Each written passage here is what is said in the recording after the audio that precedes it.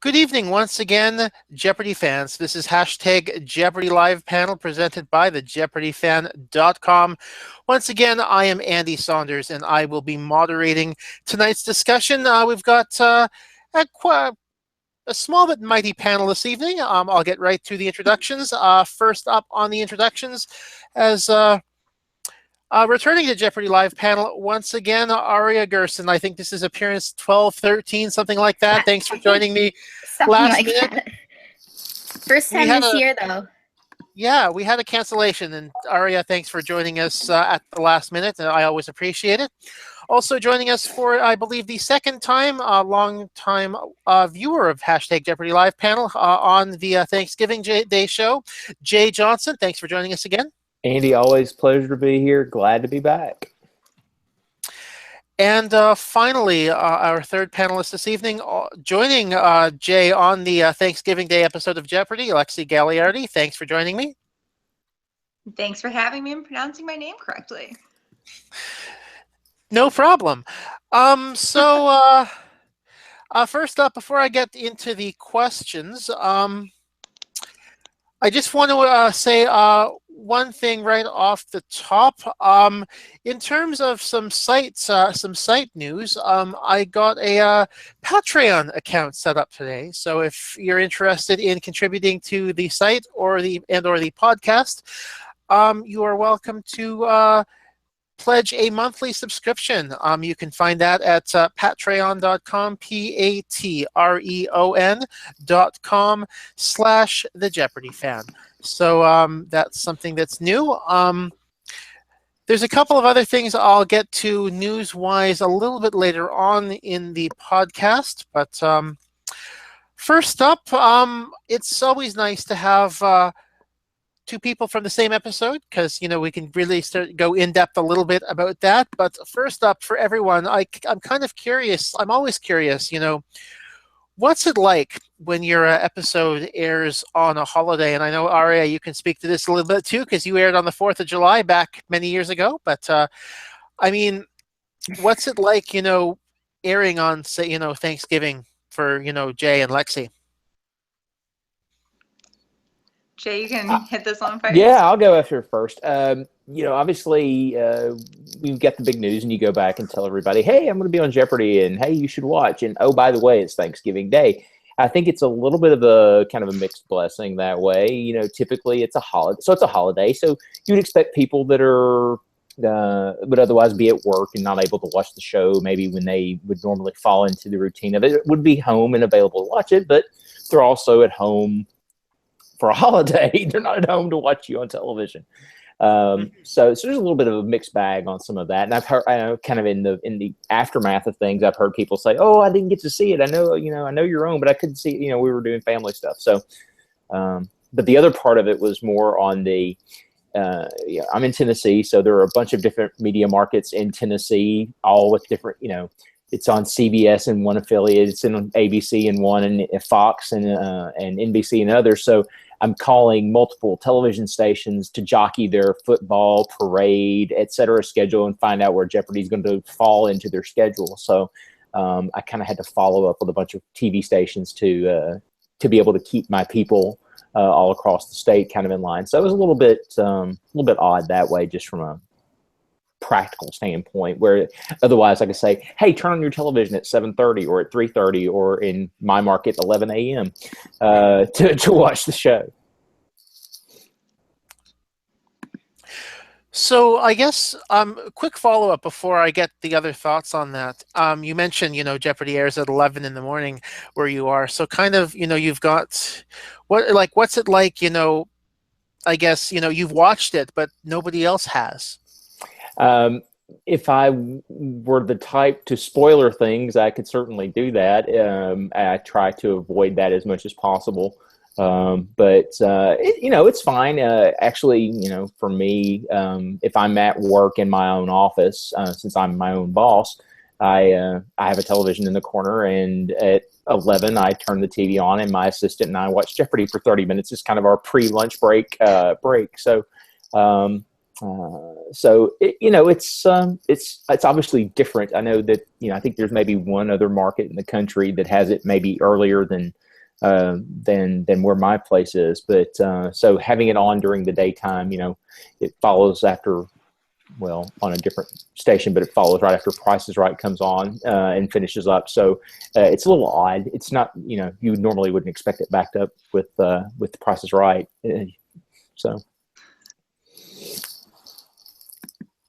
I thought it was fun that since it was on Thanksgiving, everybody that was intent on watching the show got to watch it with like their entire families. So I think I got a lot of viewership that I otherwise wouldn't from like friends, parents, and cousins and in-laws and all of that. But like on the flip side, now I have a lot of people asking me to send them a link or a copy because it was Thanksgiving and they didn't get to watch it. We sat around with like our whole extended family and it was like fun for them, slightly awkward for me, but it was really nice to see it all together and to be home with my family and my in-laws to watch it on the holiday. Yeah, I aired on the 4th of July, so it was like a slightly different situation because, we didn't have any extended family there or anything. It was just me and my family. We just all watched it together, but I know a lot of my friends ended up not being able to watch it because they were at barbecues or, like at a fireworks show or something. And they either like forgot to record it or they didn't have a DVR to record it with. And so a lot of people ended up missing the show, even though it didn't end up being preempted, just because of that. And they, like Lexi, they just asked me like, so, where can I find it? Is it on YouTube? And I'm like, no, it's not.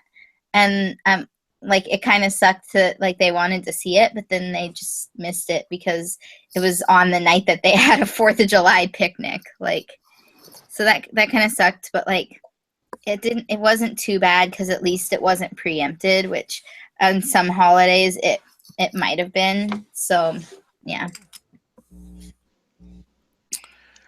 I know, just personally looking through my general traffic stats on the Jeopardy fan, Thanksgiving didn't really, have too much of a dip in traffic in terms of there was no election day. We'll say that much.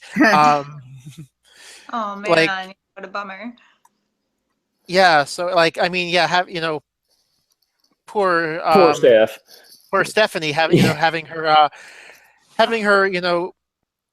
and Alon as well. I think he was the election day game if I'm not mistaken. In Georgine, yeah. Yeah, if I'm not mistaken, I think what his affiliate WABC in New York City actually aired his game a day early. Yeah, which confused a rather significant number of people, if I remember correctly, because everyone was like, well, the New York Times clue of the day was for Monday, and they showed Tuesday's episode, and everyone was very confused. And then where did Chuck go? Yeah, what happened to Chuck? Chuck was the champ from the Friday before and shows up and is not there on the show that airs on the Monday. So that's kind of odd. I remember one time, like this was a few months ago, but my area is one where we get preempted by Thursday night football, like during the fall. And so one time on Wednesday, they actually showed the Thursday episode because there was a local contestant and she wanted to see her show without it being preempted and it wouldn't have been on Thursday. And so they showed the Thursday show like a day early in my area. So that happened once, just because it was a local person. And I would also say kudos to the local affiliates who do that for the local contestants. Even though it might be disjarring to the general viewership, I think that it's best for the sake of, the contestant experience that they at least get to see their show on television. And yeah, and I've had a lot of people, I never actually confirmed what happened in the Nashville market, but the station that was running the show for our show on Thanksgiving Day for Nashville, they were very responsive to me when I called and asked them, because they were like, you're going to move it from station to station, time slot to time slot to try to fit it in. And they finally, I thought, had settled on a 1 o'clock in the afternoon before football kind of thing. And then I passed that along to everybody, and then 2/3 of the people in Nashville that I've talked to said, we never got to see your show. We don't know when it was on, and we never saw it. So I don't even know if they aired it at all or late or otherwise. So, well, it's. By the way, I forgot to mention this off the top, but if you have any questions or comments for the panel, obviously you can leave them on the hashtag Jeopardy Live panel on Twitter. You can also say something in our chat section on YouTube. Like, for example, Alex Epstein, who just asked the question that we just spent 5 minutes answering. But sorry, Alex. That's exactly why they chose to air Tuesday's Election Day episode on a Monday. That because Alan was in fact one of the contestants. He's from Brooklyn. From Ken Hirsch, so you were up against both a holiday meal and the NFL. And exactly. Yeah. Interesting question. I'm not sure if you guys have anything to add to this. This one, I believe, is from Tyler Johnson. He was a contestant a couple of seasons ago, but he's asked, do unrevealed Jeopardy clues remain forever a mystery, or can they be found online somewhere? And if I'm not mistaken, I don't know if you guys have anything to add to this, but if I'm not mistaken, a lot of those end up as clues in categories titled hodgepodge, potpourri, and leftovers. That's where I thought they all went. Yeah. I think I've heard that before. Yeah, I heard feel clues in those categories would be the most likely. Yep. I feel as though it might be in. I have to look specifically. It might be in one of the either in the frequently asked questions section of either the Jeopardy book or the Jeopardy challenge. One of them, I believe, would have the, because I think that's usually a frequently asked question of the show. My next question for you guys, looking back at my chart of your game. Please.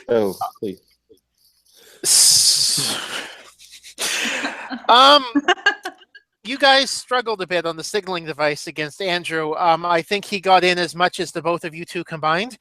So, can you, I guess, talk a little bit about how difficult the signaling device can be? It's just so unpredictable. Like, I wish I knew whether I was getting locked out or if I was just signaling too late, because I could not even tell you what I thought it was. Mm-hmm. It's just, you try your hardest. It's a human that turns on those lights that tell you when to buzz in, and you try to anticipate it, but I don't know. I feel like you get in a groove, and he was definitely in the groove and we were not. I think Andrew was definitely in a groove, and obviously Andrew's a bright guy, so there's no question that he had a reason to be in a groove that way. But I kind of felt the same way as Lexi with that. I couldn't tell whether I was a fraction slow, fraction fast, or just what the issue was. But yeah, the timing for me, obviously there's the. Do you buzz in with the lights, or do you buzz in anticipation of Alex finishing reading the clue? I went back and forth all over the place trying to say, okay, I'm not getting in trying it with the lights. Let's try it on Alex's voice. I'm not getting it on Alex's voice. Let's try it on the lights. And then, hey, I don't know. And then Andrew has got his timing pegged for whatever reason. He's got it pegged, and he's really good. And he's, unless it's something, frankly, why I got in when I got in, I don't know if it was a result of being the one piece of knowledge on the board that I was the only one that knew the answer to, or whether I actually managed to get the timing right. I still don't know. So, yeah, it's like that. There's this misconception with Jeopardy that like it's just whoever's the fastest gets in, but like that's not it. Because, like, I was buzzing in too fast and getting locked out when I was on. And I had been going by Alex's voice. And, like, I tried to go by the lights, but that didn't work either. And so it was just, like, I ended up, the person who won my show ended up having like a lock for first place because he just got up on the buzzer and we didn't. And actually, the only thing I remember from our like credits chat with Alex was like he said something to me along the lines of like, Aria, you were just a little bit too fast on the buzzer. I was like, yeah, I know. And then he said to my competitor, she's like, and yeah, Charlotte, you were just a little bit too slow. And she was like, yeah. And I don't remember anything else. I just remember that from our discussion. Well, I was curious, and I brought up the J Archive numbers, and I mean, the way it looked, yeah, I mean, Graham was all over the buzzer. You were, above average, Aria, but Charlotte was, definitely struggling. I think she was. It looks, math in my head, somewhere around under 20% in first, and so yeah. So I mean, that sort of. I mean, yeah, Alex kind of probably has it. He there are some things where he, says he'll say something that'll make you scratch your head a little bit. Mm-hmm. Other times, he's been around the show a bit. He knows what's going on, and if he makes comments on the signaling device, usually he's, though I would say those are usually pretty accurate. Yeah. Well, and I had to get that pep talk from Maggie, like in the commercial break, like basically the whole "you suck on the buzzer, here, try this," pep talk. So it was pretty clear that I was having issues, especially at the beginning. So yeah. So I should ask, because again, looking at my numbers here, did either of you get the pep talk from Maggie or Glenn on the buzzer? I didn't. I didn't get a pep talk on the buzzer. The only thing that they had to focus on me during the breaks was keeping the shine off of this thing. So the very nice and very overworked for me makeup folk were kept busy coming in during the breaks and continuing to repowder and apply makeup to my head. So, which coming off and looking at the broadcast of the show, they did great. I was like, wow, that actually, it's hard to keep the glare off of this thing. New daily routine for you. No. I spend enough time on this thing that putting makeup up here is just not going to happen. It's just not going to work. I mean, as an example, I guess at the start of tonight's episode, actually, Alex mentions that Tim had said that Tim felt he was struggling on the buzzer, and I mean the numbers bear that out. Through 3 games, he's under 30%, which I usually consider 30%.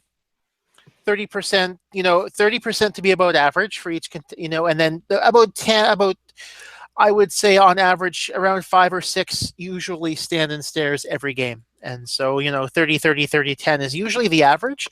And if you're at 40%, you're usually, that's rather exceptional. And who was it? Somebody had the really, really big game on the buzzer recently. Justin had yes. Oh, yes. Justin was. He was a monster. That yes. Particular game. Yeah. Oh, yeah. Justin was over 50%, and yeah. Wow. So that was That's no. That is noteworthy when somebody breaks that much, or breaks 50% on the buzzer. Now, do you guys want to talk about that Hallelujah Daily Double you hit, Lexi? Not really, but I will.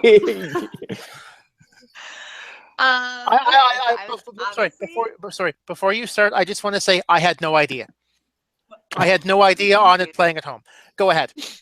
That makes me feel slightly better. Okay, so I was feeling really good about the category. I'd already gotten 2 correct. And I was just thinking it'd be like kind of more of the same, like classical music or like religious art. And like I'm pretty strong in both of those categories. And so I think you saw on my face when the clue came up, I was just like, what is Yeah. So I've never heard that song. I've never heard of Ray Stevens. I've never heard of Pascagoula. But I definitely won't forget it now. But I have had that song stuck in my head since the taping in August. I got in the car afterwards. We YouTubed it, and it's been in my head like ever since. It's quite catchy, even though on principle I hate it. Jay knew the answer. Yes. Yeah, I kind of. But he apologized to me afterwards. I felt. Well, it was one of those moments that talking about the buzzer again. You just happened to get your buzzer timing down at the time when I really needed to and couldn't. Also on the kind of the Pavlov on Messiah, and then on the Leonard Cohen clue before it. That's been the one kind of retrospective thing about that part of the game. I'm like, if I get the buzzer right on those, then I get the daily double, then I know that I have to bet big to get ahead of Andrew, just like you did, which I think your bet was, I totally think it was absolutely right on point. But Thank you. With the round coming to a close, I think you absolutely are right to push to try to take the lead going into final. But then I saw that clue pop up, and I'm like, well, there kind of goes my game out the window, both from a standpoint of I didn't get it, so I didn't get to double. And I can tell out of the corner of my eye as I'm standing here, it's almost like I could hear you're just like, it's like, I feel so bad for Lexi because she's never going to pull this answer. She has no idea where this is coming from. I had no idea. So I really did feel bad for you because that is a particular, and it's a Southern kind of thing. It really is. I mean, most people, it's not that it's exclusively the dominion of Southern folk to listen to Ray Stevens, but to remember that and Pascagoula being the city in Mississippi that they're talking about. Yeah, it's tough.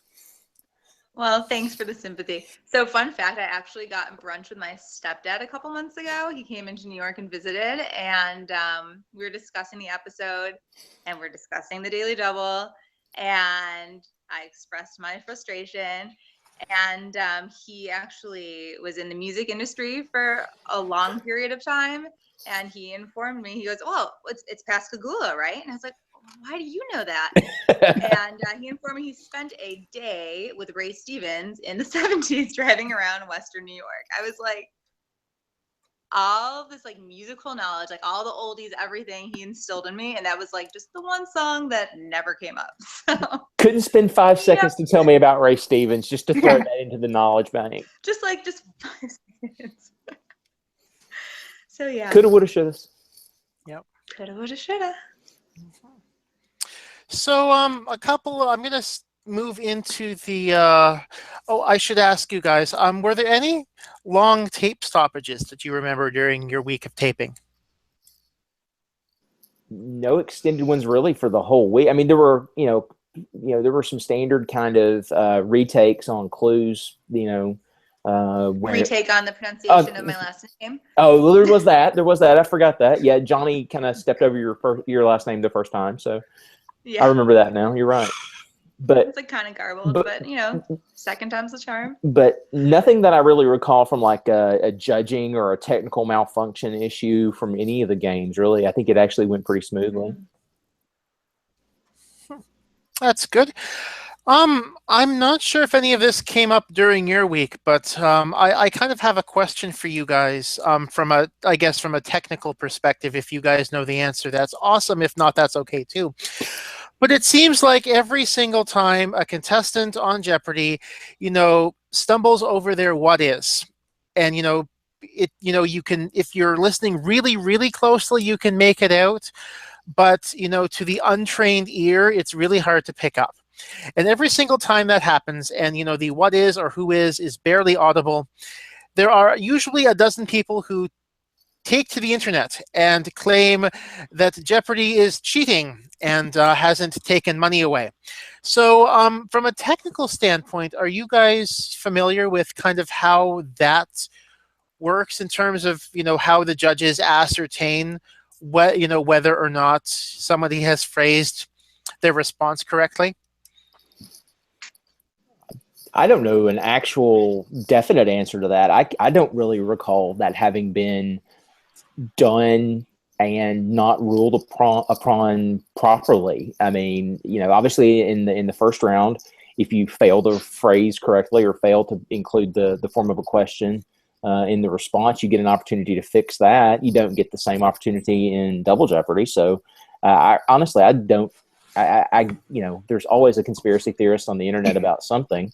The one thing that I emphasized on talking to my local newspapers and things like that about the show was that the show is really good about being entirely kind of above board and fair, and there's no gaming of anything. I mean, they've got an outside third party set of people that actually pick who plays in any particular game and pick the actual clues kind of at random for any particular game. So they're not, all those things they do in the process are so entirely straight and not rigged and not set up that, something like that, frankly, it's really just silly at the end of the day, because if someone didn't play the game correctly as far as the response, then they're going to kick the response. I think. I think it's just kind of silly.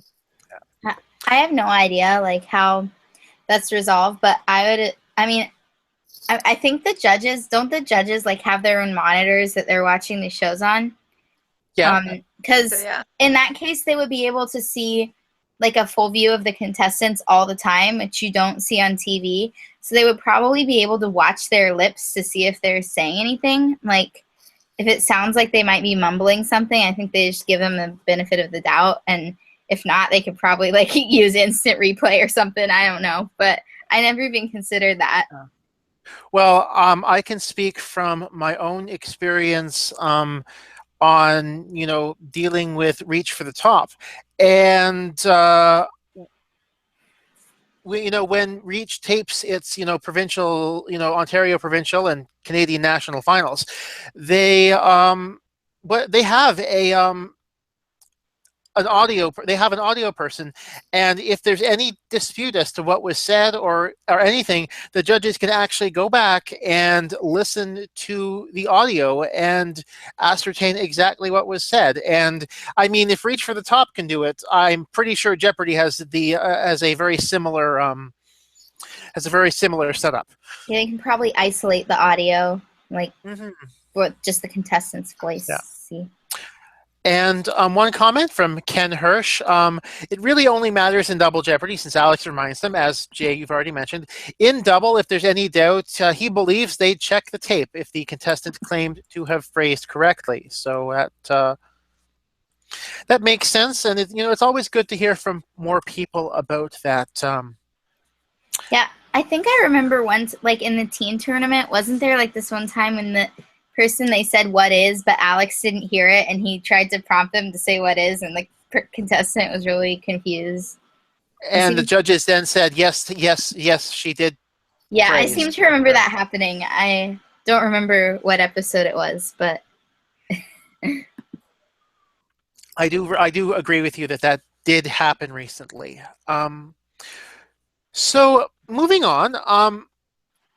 Some of my kind of more standard questions at this point. So both Jay and Lexi, obviously, you got to air on a Thursday, which means you both got the opportunity to partake in the offerings of the Sony commissary in between during your lunch break. So I get to ask you guys, if you remember, what did you have for lunch? Oh man, that's a good question. I think I had a small salad and a Cliff Bar, maybe. It was kind of a random. I was a little cowed by all of the stations where they're actually cooking your food, so I just sort of picked my own stuff from the salad bar and picked up a protein bar on my way out. It was kind of like a sad lunch. Jay, what about you? Okay, so obviously, like I told you, in the thing of listening to live panel kind of as preparation for going on the show and the experience, I obviously locked this into my brain. So you get into the commissary, obviously, and there's like I said, there's a lot of hubbub and activity. And so I'm looking for something. I don't really care what it is. I'm not getting a salad. I'm intentionally not having a salad. It was probably smart. So I was like, okay, no salad. Let's go protein. So I walk over looking at protein and which line is the shortest. And Karina is there in line, and she's getting her stuff and like going right along. And the line, it was a curried chicken breast and a cold quinoa salad that I had for lunch, which was lovely. It was not bad. And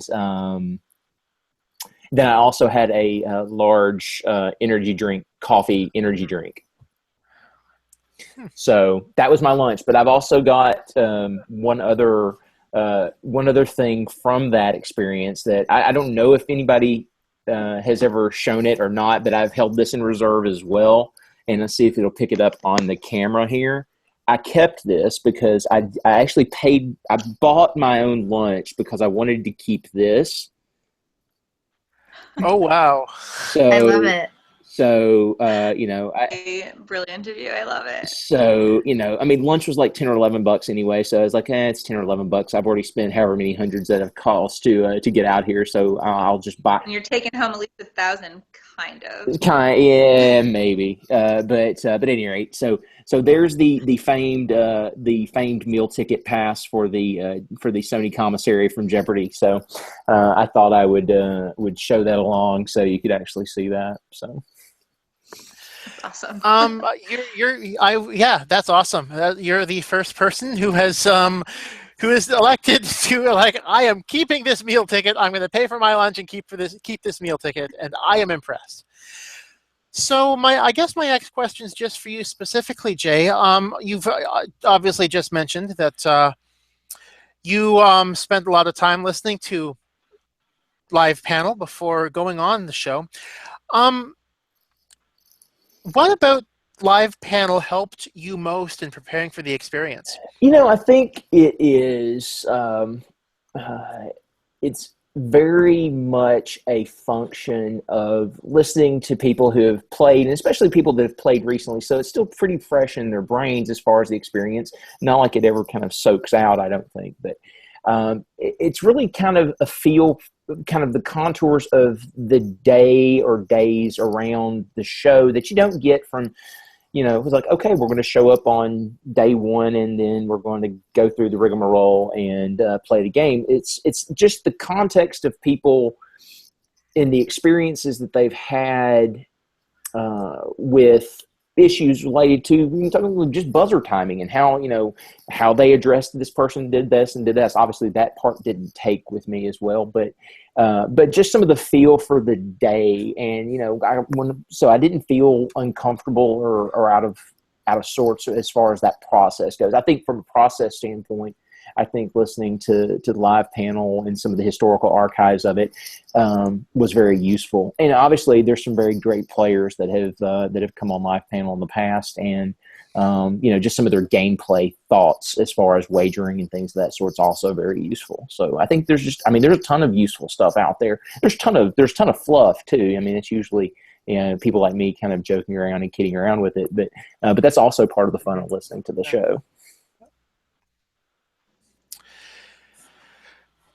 I'm really glad to hear that, and I'll be honest, Jay. When you told me, oh, by the way, I've listened to everything and I'm now taping this week, I was kind of nervous, but I was kind of a little bit nervous for you, but. Like I said, I wasn't relying exclusively on, I've listened to Jeopardy live panel, so I'm perfectly ready to go. The turnaround time from audition to being on the show was very short, so. But I also had a lot of work to do, which meant I had a lot of road time in the car, which meant I had a lot of time to listen to podcasts on the road. So lots of good podcast time, and why not fill it with something that actually might be useful to my appearance on the show. So, my next question for all of you, I guess, when you went out to do your taping, what other things did you do when you were in Los Angeles and Culver City?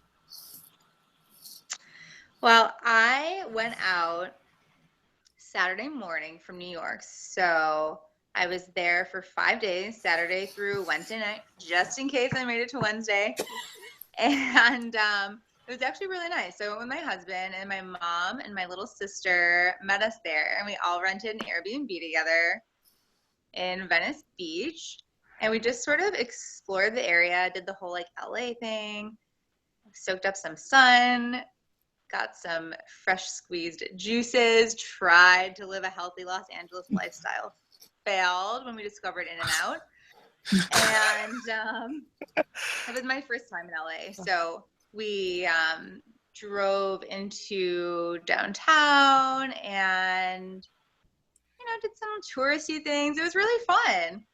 It was a great, like, whole experience, not just Jeopardy, but like getting to have family time, getting to go to a new destination. It was a really good experience.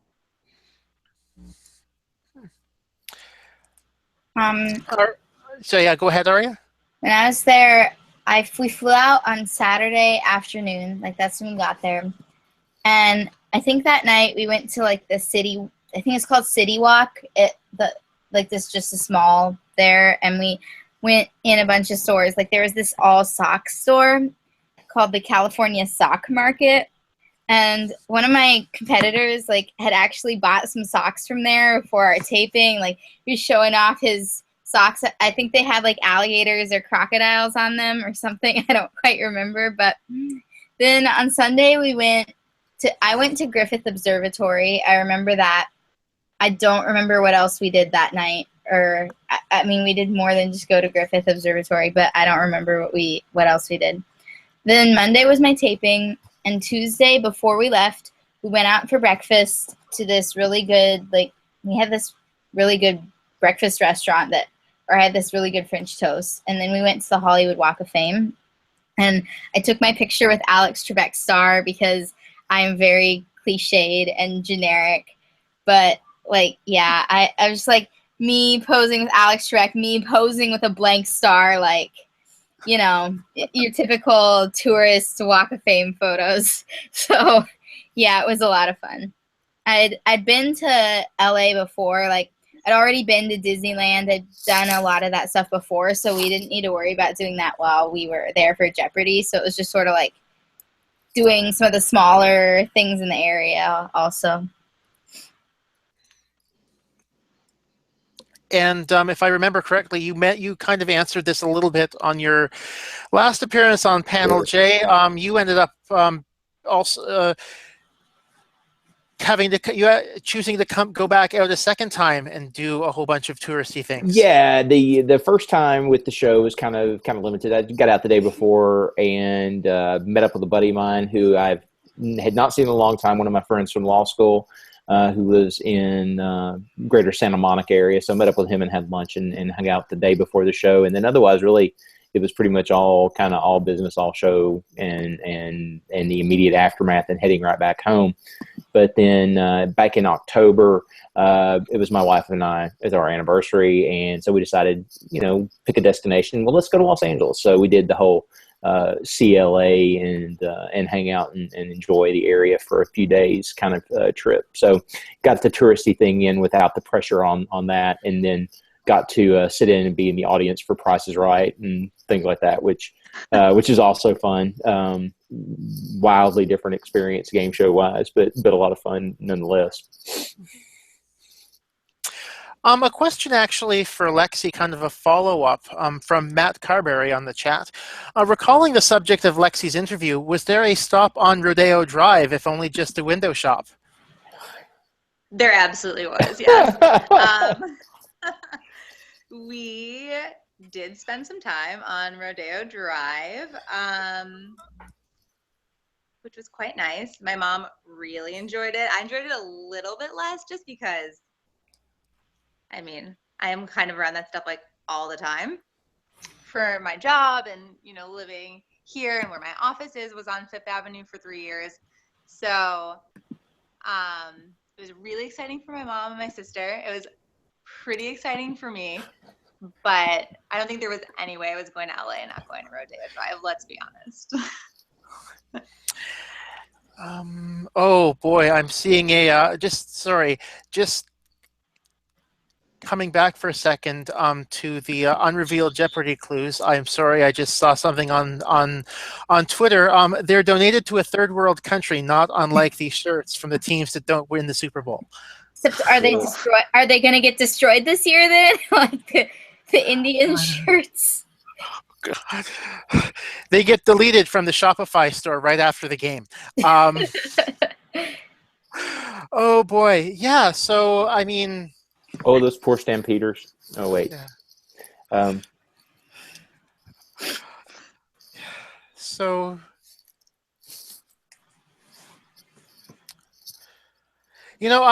I have to say, though, I think it's really interesting, the variety of things that people do when they go out to Los Angeles for, depending on their interests, or even, it seems like I've had a run of people who've gone to the La Brea tar pits recently. I wanted to do that, but I got overruled by the other 3 people in my group. Aww. Not fair. It was my trip. Maybe it's a Jeopardy thing.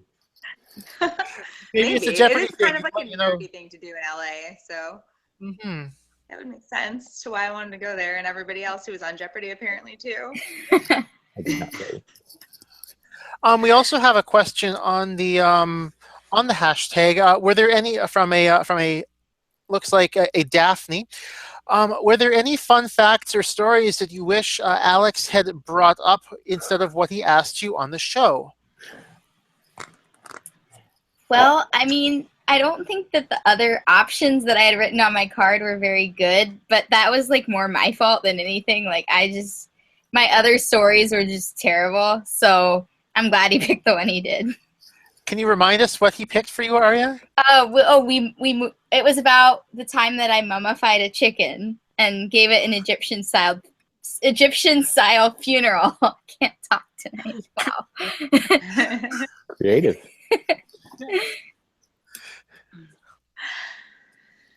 I guess the one he picked for me was a pretty good one, but I did actually have a better celebrity encounter that I had penciled in for one of the other questions, and they went with the Sarah Jessica Parker one. But another work-related, celebrity-related story was that I used to work for Macy's, and one morning I just got my coffee. I was waiting for the elevator back up to my office, and the elevator doors opened, and out walked Shaq. And I was standing there with a few of my coworkers, and I was like, whoa. And he walked out, and he looked me in the eye and goes, I saw you at the club last night. You were an animal, and just like walked away. And I was like, that's great. What? It was the craziest thing. Like, for the record, I was not at a club the night before, or like any other night for like 3 years. And I'm pretty convinced that he just like did it for his own amusement, just to like, I think he was just bored in the elevator and decided, I'm going to play a trick on somebody when I come out. And I was that somebody. So awesome. I love that's probably like my best life story. I feel as though Alex probably should have gone with that. Yeah. Maybe, but it's kind of like a weird story to tell on TV. So I think this is like a better platform.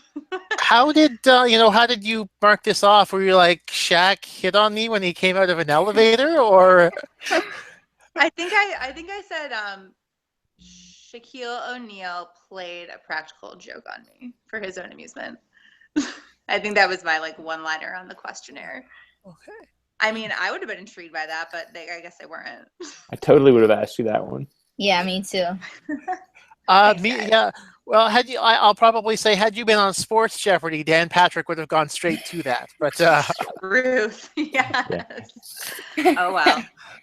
If you were on Sports Jeopardy, all of yours would have to be sports related, though. So. If I was on Sports Jeopardy, I would have lost a lot worse than I did on normal Jeopardy. Same.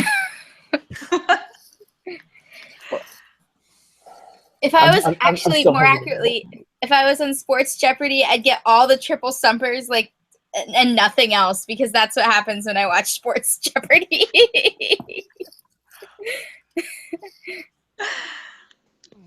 Like the stuff they actually get, like I have no clue. But then like there's some random triple stumper, I'll be like, I know this one. It's weird how it works out that way, though. So how is it different watching the show now that you've taped an episode and actually been on set and been a contestant?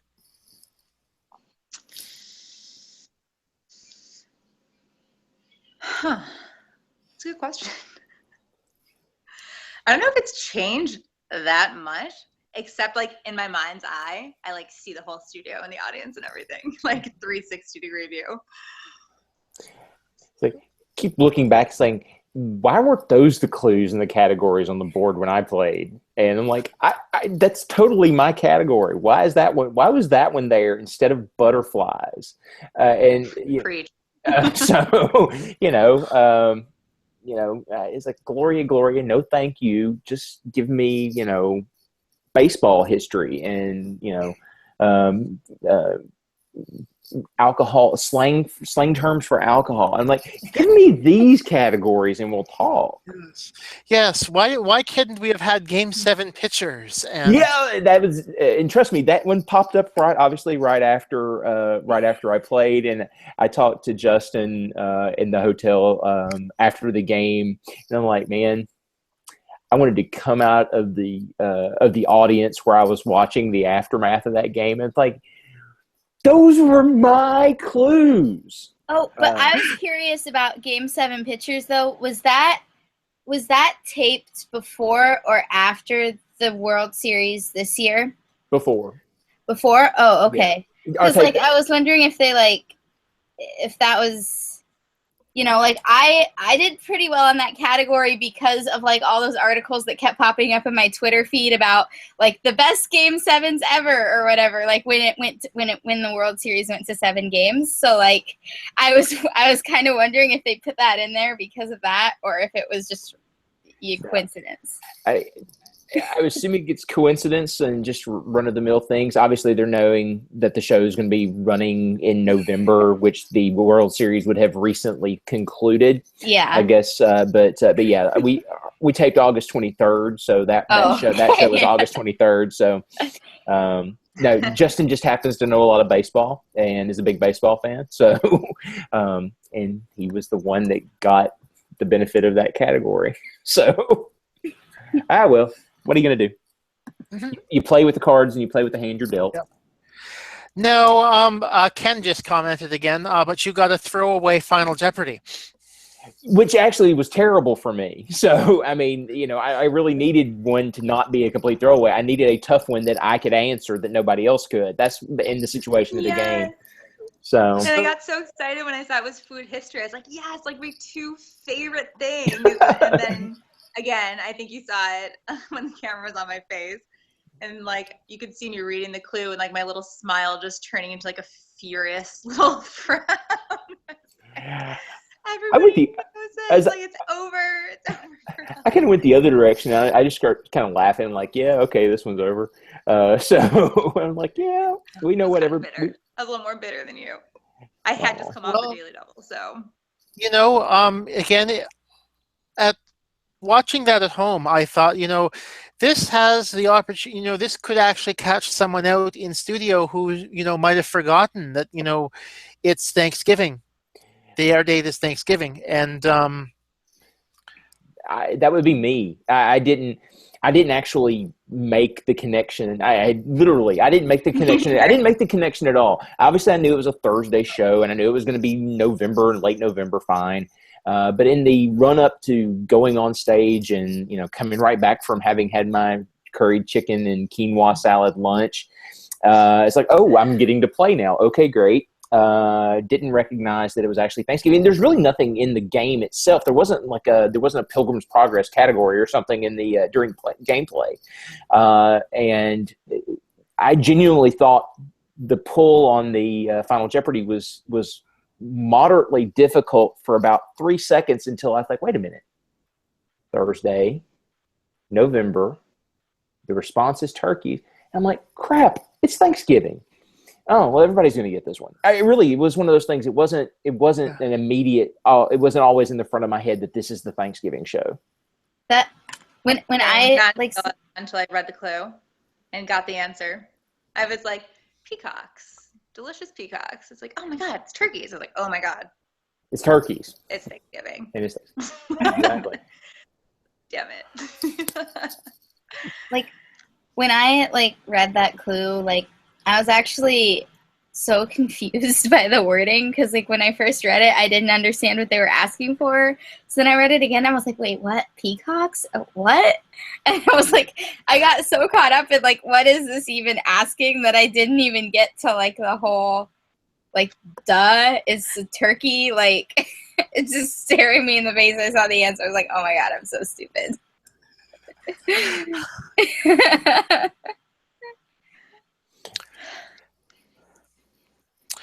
So, my next question for you guys. I found that everyone who watches Jeopardy seems to have that point where they kind of fall in love with Jeopardy and really become a Jeopardy fan. And I guess for you guys, what was that point, way back when you kind of realized that, I really like this show and I consider myself, a big Jeopardy fan. You get to go first, Lexi, because I think you're the only one on this panel who hasn't answered this question before for us. So. Oh, okay. Then I will definitely go first. I have been watching Jeopardy for as long as I can remember. I used to spend a lot of time with my grandparents. And where I'm from, Wheel of Fortune is on first, and then Jeopardy is on after at 7:30. So as it should be. So they would always watch Wheel of Fortune, and then sometimes they would let it spill over into Jeopardy. And I realized how much I liked it, and then we started watching the whole show, every night. And honestly, it's been, maybe since middle school, fifth or sixth grade, when I would watch it pretty regularly. And then in high school, I joined the Masterminds team, and it's Quiz Bowl, and just sort of took it from there. I don't think there was a specific moment where I realized I love Jeopardy. I'm a huge Jeopardy fan. I think I just sort of grew into it over a number of years, and it's been a long time. Nice. I find grandparents all seem to have a lot to do with it. A lot of people seem to get started watching with their grandparents, and that's that's definitely how it was with me. One time my grandpa even tried to play for money with me. That's great. I love it. One time. One time it did not end well for your grandfather, I'm guessing. No, it didn't. I won $100. Nice. Oh, nice. Like it. I know. I netted better than I did flying out to California for real Jeopardy. Oh. I still Sorry, anxiously wait. I'm anxiously positive note. Anxiously awaiting the check. Anxiously awaiting the check. They can still go ahead and send the check anytime. I've got. What do we got? 170 days left? Yeah, something like that. It's 120. I got my check a week after I aired. It was not very long.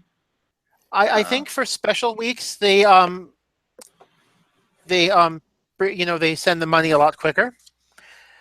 For example, I think that, for the Tournament of Champions or, the teens or college tournaments, they'll often get the check shortly after the tournament finishes. Although one thing... Not even... Sorry, go ahead, Aria. I've noticed that more recent contestants, like, they get their picture with Alex before they air. And I'm pretty sure I got my picture with Alex in the same package as I got my check after my show had already aired.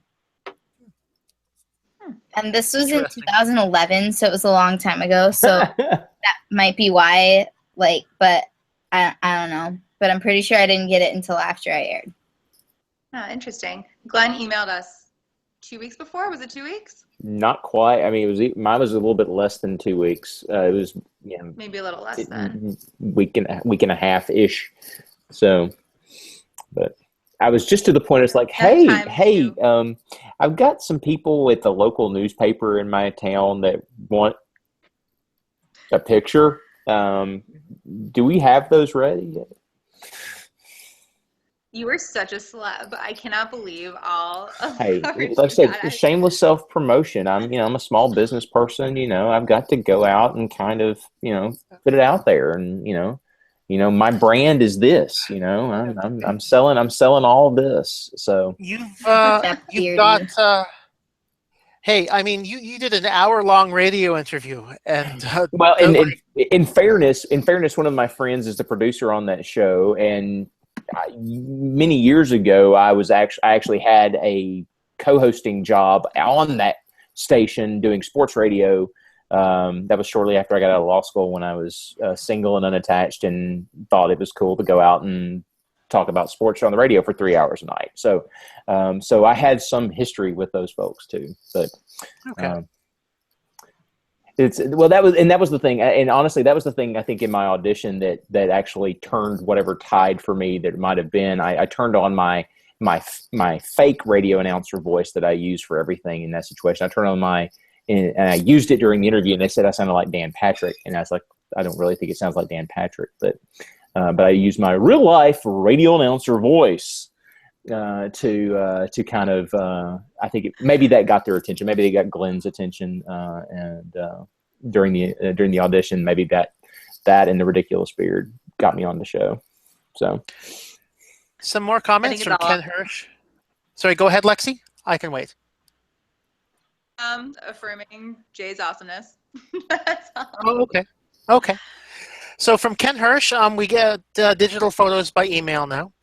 And also, you've got to maximize your Warhol moments. He did a radio show appearance and 2 local newspaper articles. It's like I said, it's, I'm from not a very large part of the world. I mean, it's a big difference for, okay, somebody from New York City is going to be on Jeopardy. Great. There's 20 million people there, and 13 million of them might have had a chance to be on a game show at some point. It's not exactly going to be front page on the Times. But I'm in a small town. I mean, my little town is only a few thousand people. We have a weekly local paper, and then the daily is the next town over, which is a larger town, but still not large. So it's still kind of, it doesn't happen every day around here. So when I was in kind of like a mid-sized city, I guess. And I was, so I guess like in between you two, but like I was honestly like really disappointed when, no media was interested in me at all. Like, no, I got a really short snippet in the newspaper in which they didn't even interview me. But like, I was, I really wanted more attention because I was like that kind of person. So I was like, I wanted to be on the news. I wanted to be in the newspaper. I knew some of the other people from my week of taping had, and I was like really disappointed when like nobody really cared about like that. And I was just like, come on now, like let me have my glory. But you need your 15 minutes. Yeah. I was like, I was slow on the buzzer. Give me this. So Lexi, can you speak, how is it, from a New York City perspective, being on Jeopardy, and, in terms of dealing with media? Oh, there's no media. I'm not from New York originally. I'm from New York State. I'm from the suburbs of Buffalo, actually. And so I guess maybe I could have done some shameless self-promotion there, but I don't know if anybody really would have cared. But how is it in New York with Jeopardy? I don't know. I mean, it's not really. Mhm. But hey, you know what I did hear? Kind of related. Is there like a professional like Jeopardy alumni trivia like bar league here? Because like I would Yes. totally be into that. Yeah, you really need to look at Trivia NYC for sure. A number of Jeopardy alums write for them. Actually, Tony Hightower, the guy who runs it, his 5-year airing anniversary is this week. So, but yes, Trivia NYC. There's definitely something you would definitely be interested in that, I'd say. Awesome. Thanks, Andy. You're welcome. So my next question for you guys, what was your favorite part of the whole, being on Jeopardy experience? A, meeting Alex, and B, definitely meeting everybody else. Everybody was so nice and like so cool, and it's so funny because before I actually arrived there, obviously I was really, really nervous and like just kind of intimidated, with all these like really smart people. But then you get there and you realize like everybody except one person is in the exact same position as you. It's just the returning champion obviously has done this before. And everyone else, of course, it's their first time on the show. They have no idea what to expect. They've never done anything like this either. And I think I speak for at least everybody on my taping day when I say that it was like a really good like bonding experience. Everybody was so nice, like really friendly, and kind of like just a really supportive group of people. So I have to make sure I friend all of them on Facebook. I think you only have like a third. I would really ditto basically everything that Lexi just said. That's kind of exactly it. It was brief and it was fleeting and it was fun while it was there. But I think kind of the carryover into the future is going to be the ultimate kind of greatest benefit of being on the show, just from a standpoint of the people you make and the connections you make that way. And it's been a lot of fun since then, dealing with it's like not getting everybody's name and detail information before tape day kind of made it tough. And I'm like, what was Lexi's last name? And it's like, I could no way to track her down and find her. It's like, and when the show published this week's contestants, I'm like, I've got to get everybody's information. So anyway, things like that though. But it's I think the carryover from just the people is great. So that's the biggest thing for me. Aria, do you have anything to contribute on this? I mean, yeah, obviously, like the best. I mean, just like playing the game was just so much fun. Like, I don't remember most of it. I didn't remember most of it the next day, to be honest, but I just remember that it was a lot of fun, and like all the people that I met were great. And like 5 years later, like having the Jeopardy like Twitter community and all that stuff is really great. And of course, turns out I did it for the Vine before doing it for the Vine was even a thing. So that's pretty great too. Get to milk that still. So.